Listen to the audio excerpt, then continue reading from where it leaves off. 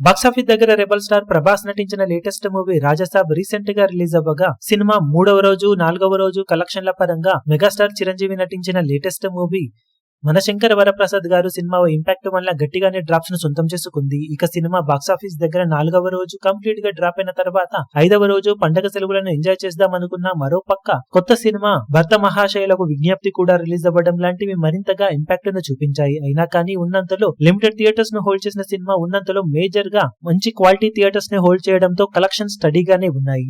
Overall గా నిన్నటితో పోల్చితే డ్రాప్స్ లిమిటెడ్ గానే ఉన్నప్పటికీ సినిమా అందుకోవాల్సిన మమ్మూత్ టార్గెట్ దృష్ట్యా ఇంకా స్ట్రాంగ్ హోల్డ్ ను ఇప్పుడు చూపించాల్సిన అవసరం ఎంతైనా ఉందని చెప్పాలి.